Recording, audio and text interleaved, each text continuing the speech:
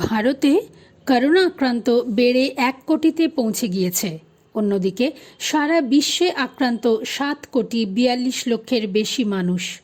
মারা গিয়েছেন ১৬,৫০,০০০-এরও বেশি মানুষ। এই মুহূর্তে সকলেই তাকিয়ে আছে করোনা টিকার দিকে। সারা বিশ্ব জুড়ে চলছে টিকা আবিষ্কারের প্রস্তুতি। তার মধ্যে এগিয়ে রয়েছে Pfizer, AstraZeneca, Sputnik V, Sinovac, Moderna, Novavax প্রভৃতি। ইতিমধ্যেই পিটার্সবার্গ হাসপাতালের এক নার্সকে দিয়ে কোভিড টিকাকরণ শুরু হয়ে গেছে। এয়ার ফিটিনিটির সমীক্ষা অনুযায়ী টিকা আবিষ্কারের ক্ষেত্রে সমগ্র বিশ্বে সব মিলিয়ে সরকারগুলি দিয়েছে ৬৫০ কোটি পাউন্ড। এছাড়া অলাভজনক প্রতিষ্ঠানগুলো দিচ্ছে প্রায় ১৫০ কোটি পাউন্ড। কোম্পানিগুলো নিজেরা বিনিয়োগ করছে ২৬০ কোটি পাউন্ড। ভারতেও টিকার প্রস্তুতিকরণ তুঙ্গে। সেরাম ইনস্টিটিউটের কোভিশিল্ড ছাড়াও এগিয়ে রয়েছে ভারতের নিজস্ব টিকা কোভ্যাক্সিন। প্রধানমন্ত্রী ইতিমধ্যেই জানিয়ে দিয়েছেন, ভারতে কোভিড ভ্যাকসিন খুব শিগগিরই চলে আসছে। স্বাস্থ্য মন্ত্রকের তরফ থেকে বলা হয়েছে, প্রতি সেশনে ১০০ জনকে কোভিড টিকা দেওয়া হতে পারে। রাজ্য ও কেন্দ্রশাসিত অঞ্চলগুলিকে টিকাকরণের দিন ঠিক করতে হবে। ভোট গ্রহণ পরীক্ষার মতো লাইন দিয়ে কোভিড ভ্যাকসিন টিকাকরণ হবে।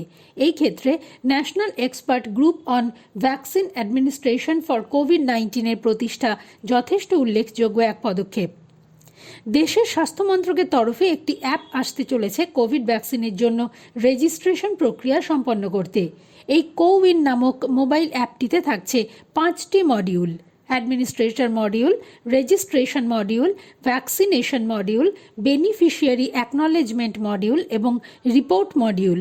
এর মাধ্যমে যে কেউ নিজেকে টিকাকরণের জন্য নথিভুক্ত করতে পারার পাশাপাশি ভ্যাকসিন সংক্রান্ত সব রকম তথ্য জানতে পারবেন।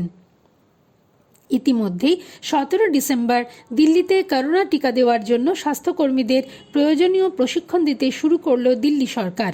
সরকারের তরফে মৌলানা আজাদ মেডিকেল কলেজের ৩ জন চিকিৎসককে ভ্যাকসিন অফিসার হিসেবে চিহ্নিত করা হয়েছে। তারা পরবর্তী পর্যায়ের অফিসারদের প্রশিক্ষণ দেবেন। বিশ্ব স্বাস্থ্য সংস্থা হুয়ের সহায়তা সত্ত্বেও করোনার প্রথম পর্যায়ের টিকাকরণ শেষ করতেই বিপুল অঙ্কের খরচের বোঝা বইতে হবে ভারতকে। প্রথম দফার টিকাকরণেই খরচ হতে পারে ১০,০০০ থেকে ১৩,০০০ কোটি টাকার মতো, এমনটাই অনুমান করছে আন্তর্জাতিক মঞ্চ global alliance for vaccine and immunisation.